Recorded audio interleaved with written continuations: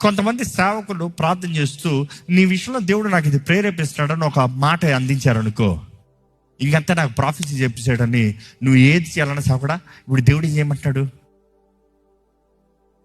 ఓ decision కోసం ఆయన phone చేయి, దేవుడు ఏం చేయమంటున్నాడు అడిగి. No no no no no, it is your choice, your decision. నాతో ఒక సేవకుడు అట్లా చెప్పాడు, ఏం చేయమంటాడు బ్రదర్, ఏదో ఒకసారి దేవుడు ప్రేరేపించాడు చెప్పాడు, ఇంకా ఓవర్గా చేసి ఏం చేయమంటాడు నేను ఫోన్ ఎత్తుతా మానేశాను బ్రదర్. జ్యోతిష్ కూడా అయిపోయాడు సేవకుడు, అంతే కదా. ఎట్టిపోతుంది రాత, ఇప్పుడు ఏం చేయాలి, ఇప్పుడు ఆ నక్షత్రం ఎక్కడ ఉంది చూసి ఈ లెక్కల్లోకి వచ్చేసారు సేవకులు. అందుకని అపవాది వెళ్తున్నాడండి.